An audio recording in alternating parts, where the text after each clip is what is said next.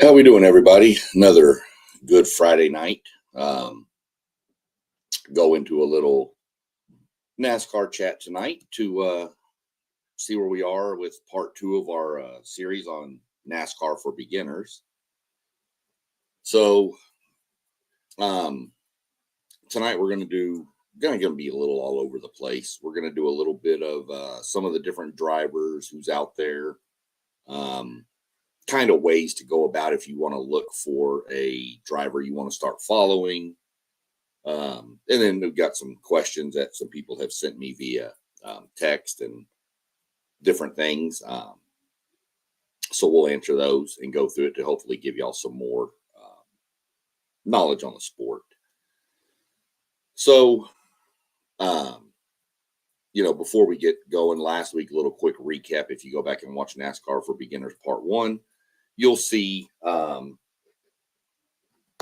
we went through like costs and the teams and types of cars and manufacturers and numbers of cars and all that good stuff.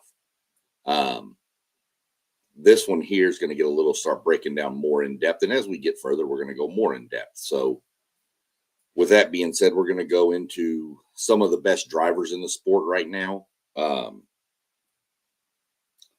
You've got to start with, in my opinion, Kyle Larson.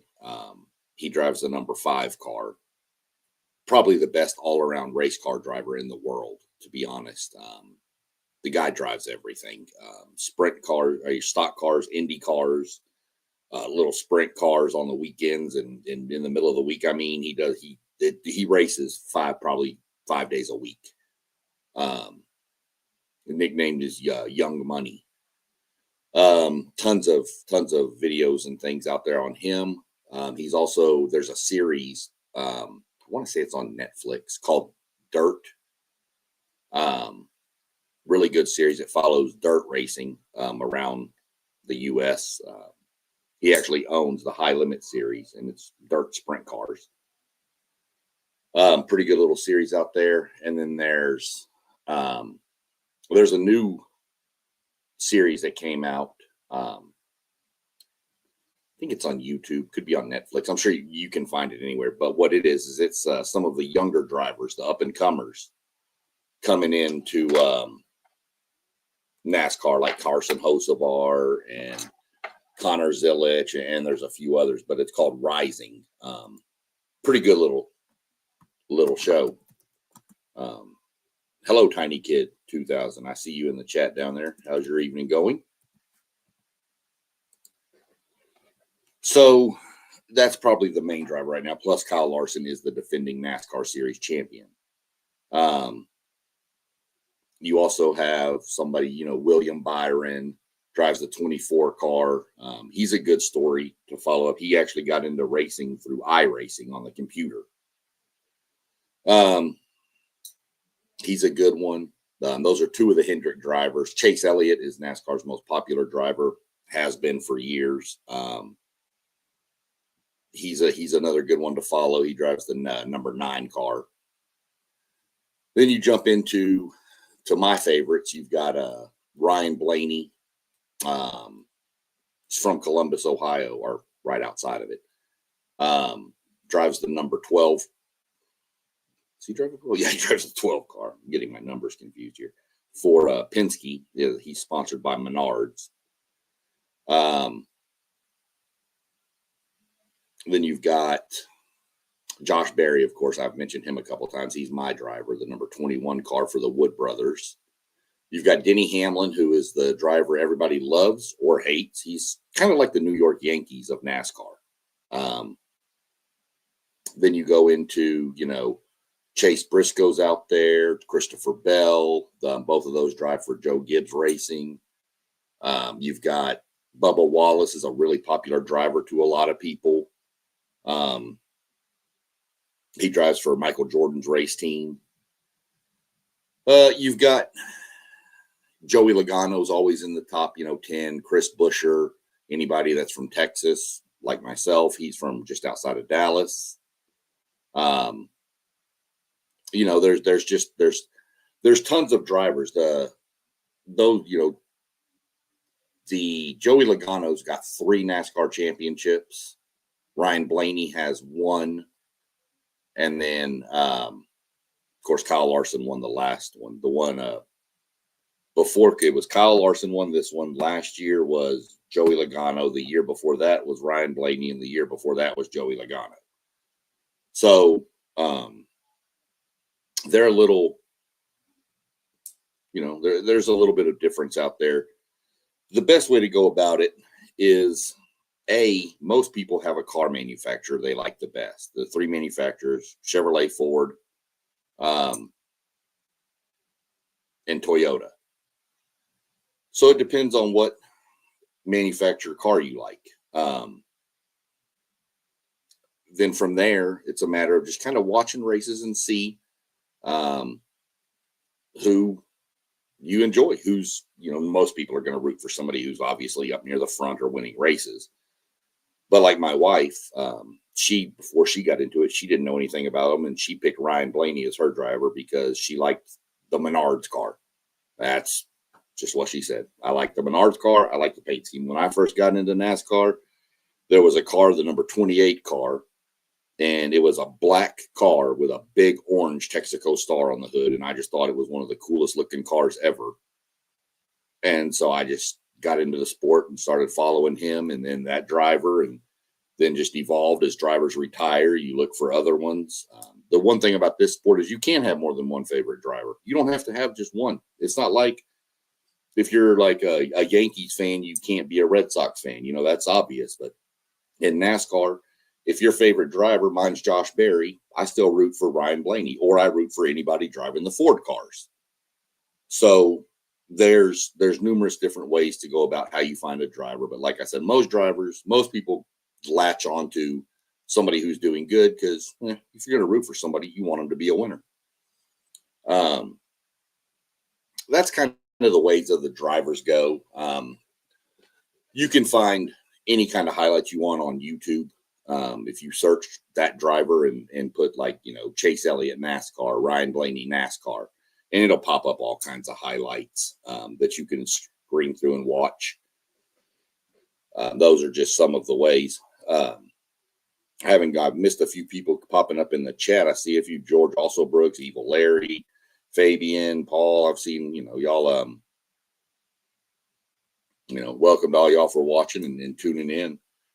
If you got any questions, drop them in the comments and we'll get to them as quick as we can. I'm going to shoot back up here to the top. And what's up there? Level Up, Joe Moss down there. I see you too. We'll hit your question first since it's right here on the bottom of my screen. Asked, how many great drivers have there been from Ohio? I'd really have to go look up where they're all from. I know the Blaney's Ryan Blaney's a third generation driver. His grandfather, and then his dad, and of course him. His dad raced in the Cup Series, NASCAR Cup Series. Ryan, of course, races in the Cup Series. I'm pretty sure his grandfather was in the smaller cars, like the little late models and stuff like that. But I know that there is a racetrack, and I'll have to look up the exact name of it, out near the Pennsylvania border that Ryan Blaney bought. So he actually owns a racetrack up there. And for those who know who Tony Stewart is, one of the most popular drivers back when he was racing NASCAR series, he actually owns the best dirt track in America. And it's in Eldora. It's called Eldora Speedway, just outside of Dayton-ish area over there. Really, really, really nice racetrack. Really fun too. Good speeds there. So back up here, we'll go up to the top of my questions here. We had a question from another one of our buddies, Robert with WTP for Life. Also with, WT, he's another of the WT sports dudes. Which FYI, you'll see all of them scrolling across the bottom before I answer his question. You'll see Robert with WTP for Life, like I mentioned. You got City League TV with T1. You can find him on YouTube and Facebook. You've got Parlay Poe with the Blitzburg podcast. You've got Postgame with the Postgame 86 podcast. You got FanDuel Zaya with the FanDuel Zay podcast. And I'm SEC Sean. I kind of cover a lot of NASCARs, kind of cover, get into college football. I'll get into hockey. I'll get into whatever y'all want to talk about. So, feel free to jump in, like, subscribe, all the channels scrolling across the bottom. Go check them out. There's good content on every one of them. But back to our question here. What is top speed ever recorded? Top speed, this is NASCAR talking. We're not talking about Indy cars and Formula One because they can hit more speeds, of course, than NASCAR. But highest speed ever for NASCAR was 212.8 miles an hour. That was done 1987, I think. Yeah. And that was during qualifying for a race at the Talladega Super Speedway down in Alabama. Yeah, 212 miles an hour. Just you can't even imagine that. Those cars are insane. We got another question coming up from Rob, but we're going to skip the next question. We're going to save the question for the end, and that's the question of the day. But we'll save it for the last of the show because I'm sure everybody in here has asked this question once or twice. Is there a Racing Hall of Fame? Yes, there is. The NASCAR Hall of Fame is in Charlotte, North Carolina. As somebody who has been to every Hall of Fame there is, whether it's, basketball, baseball, hockey, football, whatever, I've been to them all. The NASCAR Hall of Fame is by far the most interactive and fun one I've ever been to. It's not even close. It's so interactive. I think you can get in. I think it cost for me and my wife, I think it was like $100, but that was like the full package, the everything, you could do everything you wanted. Simulators, you can practice driving a race car. If you're good enough at it, they'll let you get in a race car and drive it on a computer like iRacing. There is tons of things to do at the Hall of Fame in Charlotte. Like I said, it's probably by far my most favorite Hall of Fame.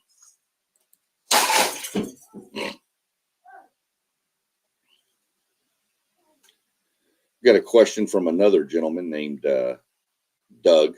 He sent this to me via text. He's a front buddy of mine out of Texas.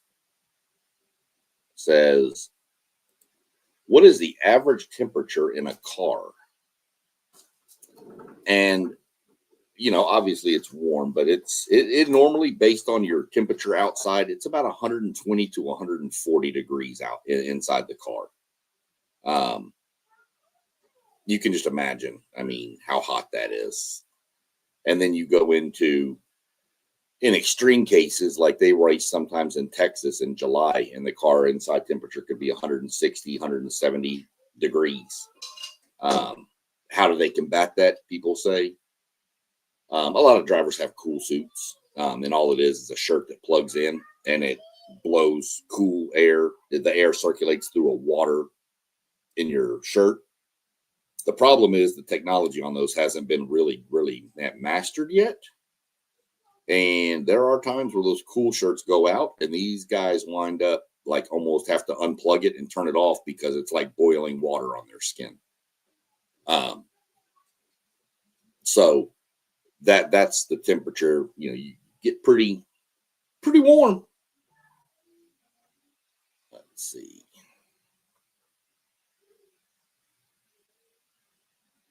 Hello, Joan, or Jonky3288. I'll butcher everybody's name in the chat, I promise. But I'll do my best to acknowledge everybody. Another question that gets asked a lot. What strength and conditioning do drivers do? Driving a car is one thing. These guys are in these cars for 3.5, 4 hours normally.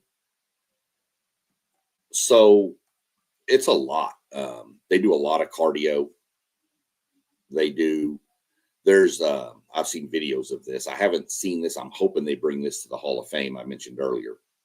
But there is a screen, just a square, big square, and a driver just stands there with his hands and lights flash, and they just try to slap him as fast as they. It's insane. If you can find videos to watch it, it is crazy how fast these guys can do this. Tons of strength, lifting weights, flexibility's big. I mean, you've got to realize these guys are going into corners in cars, and in some of these bankings, their bodies are compressing 3 inches. And then they come out and their body comes back up, and then it goes back for 500 laps. And there's 4 corners. So 2,000 corners on a 500 lap race doing that to your body. So a lot of cardio, a lot of strength conditioning, a lot of hand-eye coordination. So that's kind of what most drivers would do. This is a pretty interesting one. This one's a little bit the most dangerous track. As far as there's a couple different ways to look at this. The most dangerous track is probably Daytona. If I'm not mistaken, probably should have done some more research on this, but I didn't. I think there's been 8 fatalities at Daytona. But just due to the sheer speeds of the cars. Nowadays, the cars are a lot safer than what they were back then also. But NASCAR, the Daytona is pretty dangerous. You can go look up if you've got time or you got the want to, go into YouTube and just type in worst NASCAR crashes. You'll see Daytona. You'll see some crashes that'll make you freak out. You'll see Michigan's had some bad ones because the speeds at Michigan and Speedway are so insane. Of course, Talladega and others, most of your big super speedways.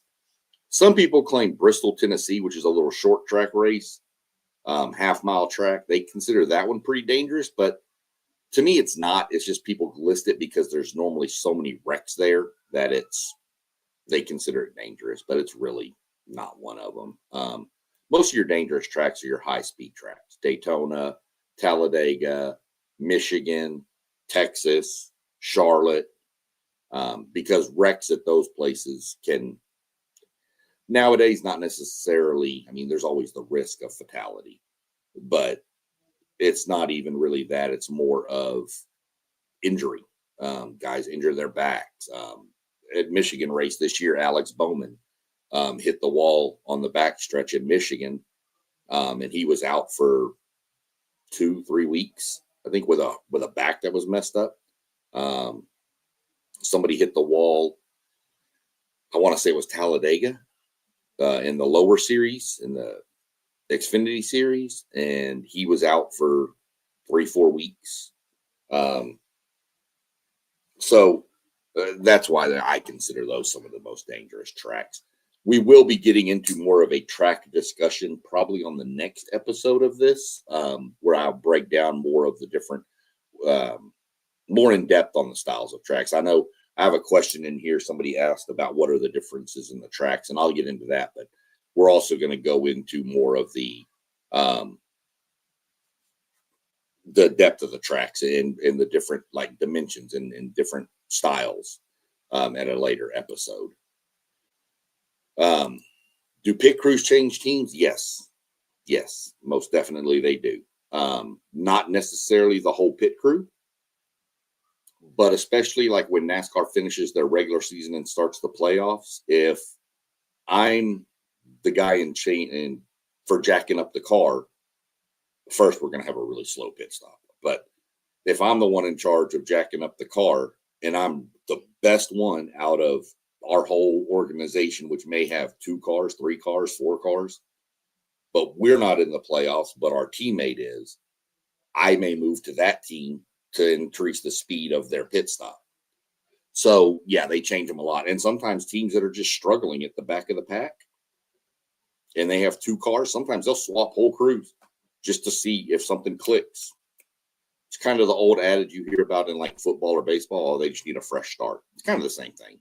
So yeah, they do change teams, but a lot of times it's just one person here, one person there. You may even see the guy who sits on top of the pit box, the crew chief, and the team's not doing well. So maybe those two flip and he's now this guy. So yeah, people move around a lot, but they normally only move around within an organization. They don't normally, you're not going to go from Roger Penske Racing to Hendrick Racing in the middle of the season. Not saying it couldn't happen, just never has yet that I know of. So not in the recent history of NASCAR. Let's see what else we got down here. Another question down there at the bottom. That's a really good question too, Rob. I'll get to that one in just a second. Another question: what states claim NASCAR country? There's a bunch of them. I mean, it used to be mostly the South and the Southeast, but NASCAR's gotten a lot more global. Global too. We raced in Mexico City last year. But I mean, there's NASCAR Brazil, there's NASCAR Europe, there's NASCAR Germany. There's tons, and I know Europe and Germany are the same, but there's NASCAR series all over. But as far as in the United States, I mean, it's California, Phoenix, Las Vegas, Texas, Michigan, Kansas. I mean, it's nationwide, so it's not as much what states really claim it anymore. It's more or less of just where they go. And instead of just being so centered in the South, Florida, Alabama, Georgia, Charlotte, or North Carolina, South Carolina, Virginia, instead of just being more centric in those areas, it's just kind of spread out a little more now. Where do the most and best drivers come from? Back in the day, it used to be the South and the East, Southeast. You had the Alabama gang, which was based out of Alabama, which was the Allison buddy boys, Bobby and Davey Allison, and a couple other guys in there. But now you're getting a lot of drivers coming out of California. You see them come out of Michigan, Connecticut. You see them from all over, and it's really more or less where you live, and is there smaller tracks to keep progressing up the ranks. Then if you're good enough, somebody's going to see you. And once they see you, you'll get a ride in the NASCAR series, a shot. So it's really, there's no real set area anymore. We got drivers in the Cup Series now from Mexico. We got a driver up here from New Zealand. Well, there's been drivers from Europe over here in the series. So just wherever you can find a good driver, you get him. But I'd still say the most and the best come out of still that whole southeast kind of corridor. Was Days of Thunder an accurate depiction of NASCAR? Yeah, very much so. For its time, it wouldn't be really for now. Little weird thing about that movie is that movie was actually filmed during races. There was no editing and cutting and pasting. Like Tom Cruise and them were driving on the track with the other cars. But the other cars were told, hey, go high, they're going to stay low. So a lot of that was filmed actually during races, which is not something you'd see nowadays. But yeah, it was pretty accurate. I mean, of course, it's some Hollywood too. But the crash you saw, the main crash in that movie, that stuff's accurate. The fighting is accurate. The cheating the system a little bit, if you want to go that far, was accurate. So yeah, it's probably the most accurate NASCAR movie there is. I know people will say Talladega Nights. Talladega Nights made a farce of NASCAR. But Days of Thunder was actually a really close. It's been the closest I've seen. Somebody, again, here we go with what's the difference? Oval speedways and road courses. Well, typically, I mean, your oval is your oval. Just used to call it the cookie cutter, 1.5 miles, just oval. Some have what they call like a tri-oval in them. Some are just straight ovals. Some are egg shaped. Some are flat. Some look like a paper clip. Some look like there's a triangle. Um, there's so many different styles. Some are concrete. Some are asphalt. Super speedways, your oval courses. I mean, all of them pretty much ovals, but super speedways and ovals differ based in your size. I mean, like Michigan Speed is a super speedway. It's considered a speedway, but it's really a super speedway. It's a 2-mile track. Daytona is 2.5 miles. Talladega is 2.67 miles. Pocono, I want to say, is like 3 point maybe 2 or something miles. That's the triangle called the Tricky Triangle. And then of course road courses are ovals and speedways. You're turning left. Road courses, you're turning left and right. We have street courses. We raced in downtown Chicago last year. They're going to race on Naval Base out in San Diego this year.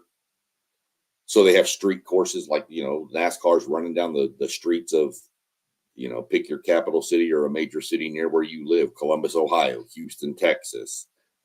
They barricade off streets and they turn it into a NASCAR track, and people are just, you got these cars screaming down the roads people drive on every day. Those are some of the differences in them. Speedways, super speedways are just known for speed and high banking and just very, very, very, what you would say, minimal braking. But we'll get into that. Like I said, that's going to be the next part of this beginner series, is getting into the different styles of tracks. This question I hate: is NASCAR going to adapt electric or hybrid technology? They are already. They're just not racing it in the big Cup series. It's just kind of a prototype. There's a video out there of the prototype that they built. It's a pretty nice little car, but I'm an old school NASCAR guy. I like the big push rod V8, the sound of it, the rumble of that engine when it comes by you. And there's videos posted to my page where you can hear it. It's just the sound of a big, huge 550 horsepower V8 engine, all souped up, is just insane. That, to me, there's just not a better sound. So I'm sure eventually they're going to adapt it. I don't see it happening anytime soon. I don't. You're not looking at like the next 2 to 3 years. If that happens, you might be looking 10 to 15 years.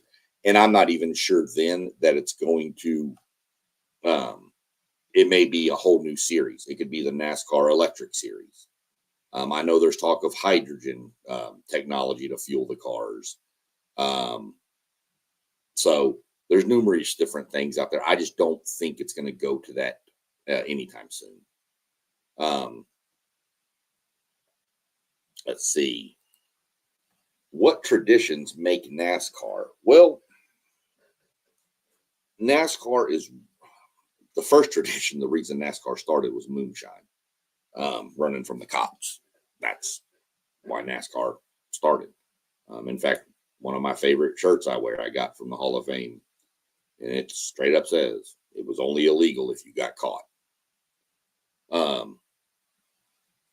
So that's one of them. But you go into, there's just a lot of different things. There's not really like one set tradition, but some of them I'll get you that people always talk, that I've talked to. We always talk about some of the stuff is when the Cup Series comes hauling in on for a weekend, and you sit there watching all these, multi-million dollar semis roll by with their gorgeous paint schemes and all this, and all their lights on at night. It's pretty cool to watch. And then watching them park. I know that sounds stupid, but watching 40 semis park about 6 inches away from each other is just pretty crazy.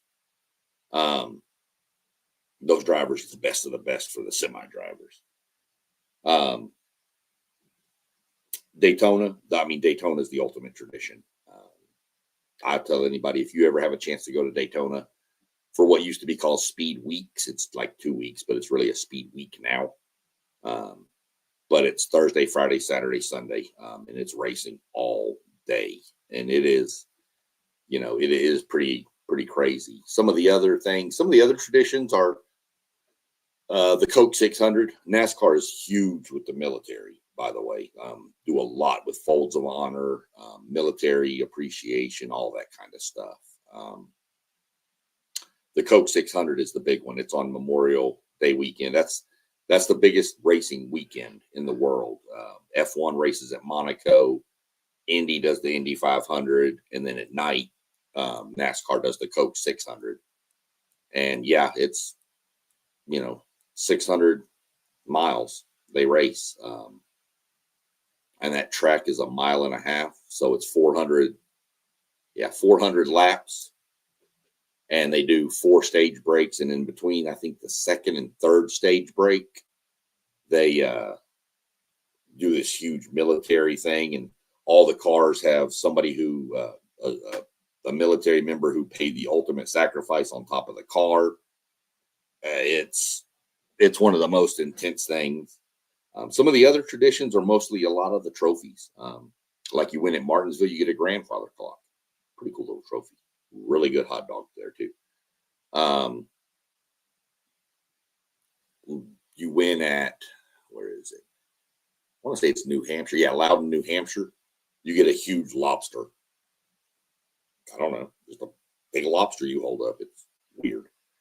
The night race at Bristol is just a huge tradition that I'll tell everybody, if you're going to go to one NASCAR race to try to get into NASCAR, make your way to the night race at Bristol, the Bass Pro Shops 500. Go to that race at night. Seeing these cars under the lights in a sunk down bowl.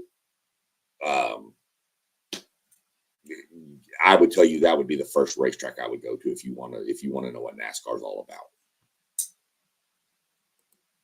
Those are some of the traditions. Let's see. We already got that question about the drivers. Do they have substitute drivers when somebody gets hurt? In the middle of the race? Not really. But if you get hurt and you're going to be out for an extended period, yes, somebody can. There are instances where, let's say a driver maybe has the flu and he doesn't feel the best, but he has to. I'll have to get into this later with the rules, but you have to be considered eligible for the playoffs. You have to start every race. You don't have to finish the race, but you have to start the race. So if I've got the flu and I know I can't drive 500 laps, all I have to do is get in my car, make a lap, pull into the pit, get out, the other driver gets in, and then he goes and drives. But I'd get the points for the race because I was the one who started the race. Now, if I injure myself and I can't race, can't get in the car at all the next time we race, then I have to then go to NASCAR and ask for a medical waiver to be eligible for the playoffs if I qualify for them. And they normally, if it's an injury like that, NASCAR's not that, but yes, you get the waiver. Now, if you do something stupid and get yourself suspended by purposely wrecking somebody or doing something else that they deem and you get suspended, then you don't get a waiver and you don't go to the playoffs. There's lots of different little rules about that, and there's more into it, and that'll be another topic we get into later in the year. But yeah, there are substitute drivers. There's a lot of money in that sport, and if that car's not making laps, that sponsor's not happy, and that's the last person you want to make mad is the guy putting all the money and put his logo on the front of that car. So lots of good questions tonight. Hopefully it shed a little bit more light on some of the different topics. Like I said, we've got so much going on right now. We're still waiting to hear. We should know December 1st on the lawsuit that's being filed between the two race teams against NASCAR. Once that comes out and I get more knowledge on that, I'm going to break that down to see what that's going to do for the upcoming season. We're almost creeping to December. So, we're already 2 months away from the start of the next racing season. I know that seems insane. These guys, that's the longest sport there is, 36 weeks and then like 3 months off.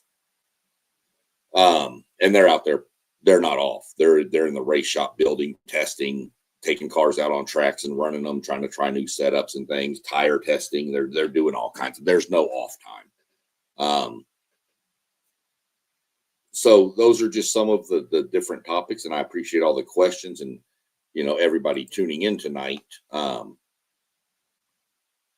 if you, like I said at the beginning, if you want to find a driver, go on YouTube, and you can even go to NASCAR.com and look up the drivers, and then go on YouTube and base it on that driver.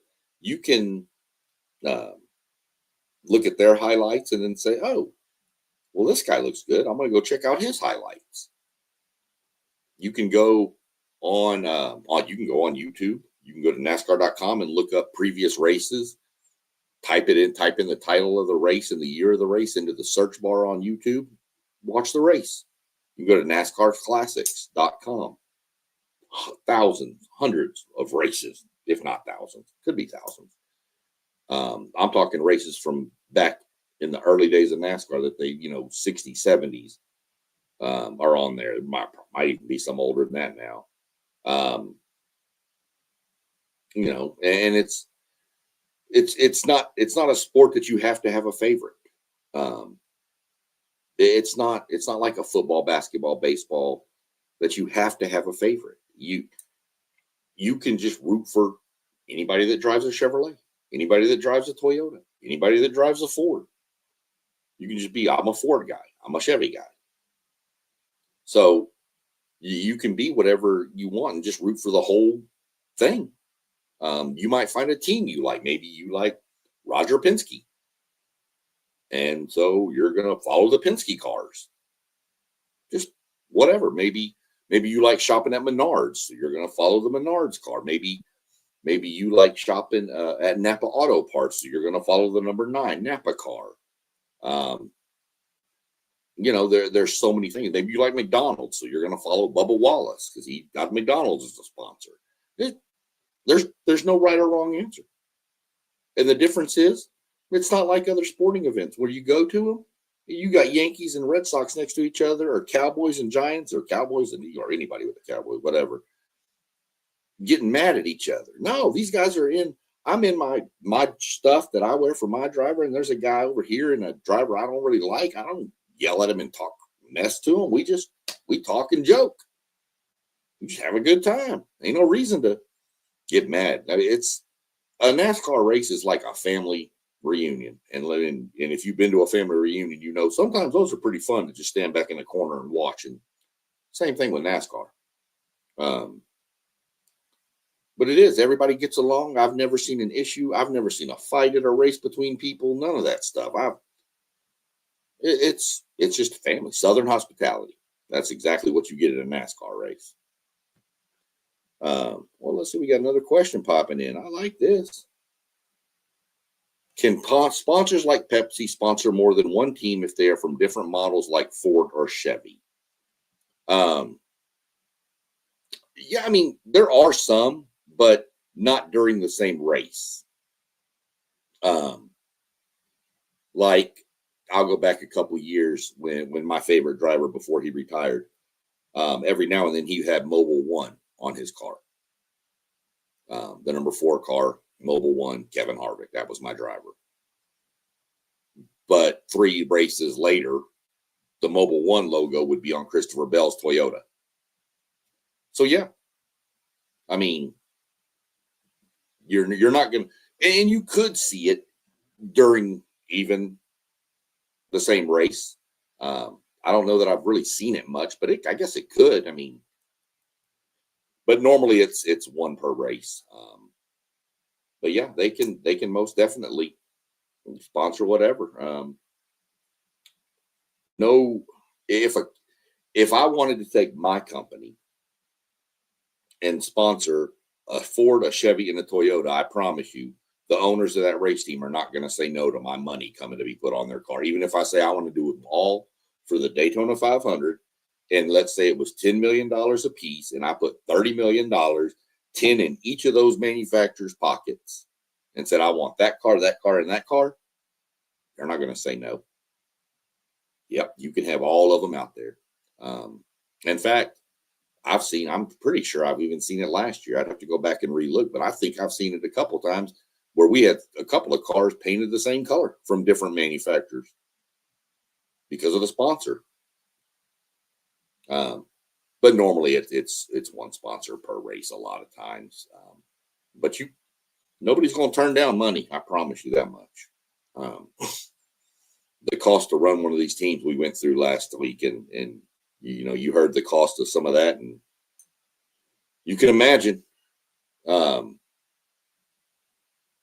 Yeah, so really good questions tonight. Like to see all the people moving up and down the chat. Hopefully some of y'all piqued your interest and y'all will pop back in on another episode. Go back and watch the replay of this one if you had to cut out early.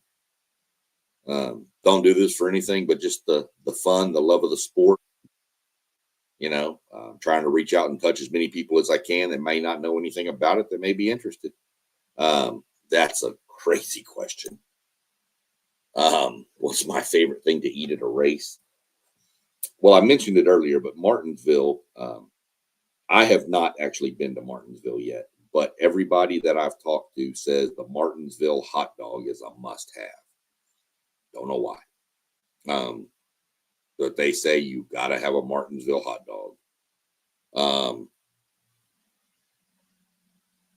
There's the concession food. I mean, nachos, cheeseburgers. Every racetrack has a different variety of food. And it's just a matter of, what do you want? And I mean, like Daytona may have a special hamburger out that week. And then the next week in Atlanta, it could be something. And then you go to Texas and maybe it's, something brisket or something, a brisket sandwich or something. So every track has their own little staple on things. You go up into New England and clam chowders and crab cakes and things like that. So yeah, I mean, but me, I'm more of a traditional guy. I like my nachos, my hot dogs, my pretzels, some cold beer, just typical what it is. But like I said, the good thing about it is you don't have to eat at the track. Most tracks you can take your own food and drinks in. So, you may not like hot dogs and, burgers from a concession stand or chicken tenders or whatever. So maybe you prefer to pack, a couple of sandwiches, a couple of cans of Coke, a couple of cans of beer, a couple of bottles of water, whatever. Most tracks you can take your own cooler in. It has to be a certain size, soft-sided, no hard-sided coolers. But you check it when you go through and good to go. Beer, whatever, don't matter. Go. So that's the cool thing about it to me. But yeah, I mean, it's just one of those things that, like I said, hopefully, people get interested and ask questions and, get more people in looking at this, or, maybe I piqued somebody's interest tonight. Sorry about that. Dropped my pen. Maybe I piqued somebody's interest tonight and now they're going to look at going and trying to figure out where's the closest racetrack to them. NASCAR.com schedule. Stay tuned also. At the beginning of the year, we're going to start walking through the NASCAR app on how to get your free tickets and stuff too. So all of y'all that may want to go to a race, there's probably a race a couple hours away from where you live. Most of the people are a couple hours away from a track that they can get to. 6, 7, 8 hours. But if you're on the East Coast, you're within tons of tracks. Even if you're out on the West Coast, you've got San Diego, Phoenix, Las Vegas. You got Sonoma up in California, the road course. New York, you got Watkins Glen up in the upper state, New York. Michigan, of course, for me right now, based in Ohio. Michigan is 2.5 hours away from us. Brooklyn, Michigan Indianapolis is 3 hours away. I can be in Bristol, Tennessee in 6 hours from here. I can be in Martinsville, Virginia in 8 hours from here. I mean, there's so many different tracks you can get to. And like I said, you get free tickets. All you got to do is pay for your travel and your hotel and your food and stuff. But other than that, I mean, free tickets to an event, hard to beat. So that's just kind of what it is. We're going to get real in depth with that app after the first of the year. Reason I'm waiting until the first of the year is because you do earn points throughout this app throughout the year, but they expire on 12/31. So I don't want to get a bunch of people registered right now, and then you have to use all those points and then start back over, because you get bonus points for setting up your profile and all that stuff. And I'd rather y'all get them so it'll lead into the whole next year. And if you don't go to a race, I'm not going to make a race next year. I have some other plans coming up. So I'm going to actually skip out on a race next year. But I'm going to take all my points this year, about 12,000. I'm going to dump them into a sweepstakes, like free Sunoco gas for a year. I'll probably put them into, maybe I'll put some of them into like a VIP drawing for a race. And that way there, if I do go, it's free, free hotel, free airfare, free everything. So there's lots of different things, merchandise, things like that. So nothing too crazy, but like I said, we'll go into that. Doug just texted me personally. He didn't put this on the screen. What is the closest NASCAR track to Houston? There's two. Austin, and being that you're like that college from over there. Austin has a road course, COTA, Circuit of the Americas. I wouldn't suggest going to a road course. You're going to see the cars. I mean, if you get into NASCAR really in depth and you want to go, that's fine. But for one of your first races, don't do that. You will only see the cars every few minutes. You don't want to do that. Texas Motor Speedway up in Fort Worth would be one. 5-6 hours away from there. Trying to think what else is from Houston. Really from Houston, then you start having to go over into like the Alabamas, Talladega, which Talladega would be an amazing track. If you've got time, Bristol, Tennessee, I'm telling you, Bristol, Tennessee is the ultimate racetrack, or Atlanta, Georgia. Those are two of the best racetracks there are. Daytona, Talladega are just sheer, you don't know what's going to happen. 190 miles an hour, 36 cars nose to tail. One mistake, 27 cars get wrecked. Atlanta, kind of the same way, just not quite the speeds. It's a smaller track. Bristol's just 36 cars on a half-mile track doing 13-second laps. Passing left and right, bumping left and right, moving people out. You got to get out of my way. I got to go. And yeah, that's allowed in NASCAR, not like these other cars. You bump them. I got to go. Hit them, move on, go, bye. Not that it's encouraged, but it's not frowned upon either.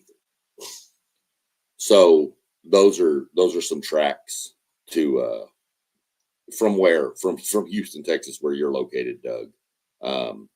Heck, Kansas, Kansas City, St. Louis. It's worth the drive. It's worth it, I promise you.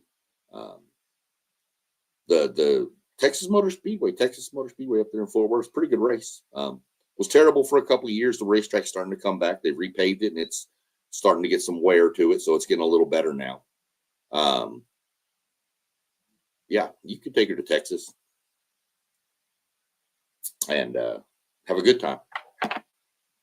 But like I said, I wouldn't go to the Austin race, not for one of your first races. To me, it's just not worth it. Ladies, gentlemen, kids, everybody, all ages, welcome to come back. We'll be here. Probably won't go next week due to Thanksgiving. Hope everybody that is watching has a good Thanksgiving, by the way. Probably be back sometime in December to break down some more. We'll probably go into the tracks next. Different styles of tracks and things like that. So we'll probably do that sometime in December. Like I said, notice all the channels at the bottom. WTP Sports Dudes, we go live all the time. We'll be on tomorrow morning, Saturday at 8, Sunday at 9. We'll be on Tuesday at 7:45. This is all Eastern time, by the way. We'll be live Thursday at 7:45.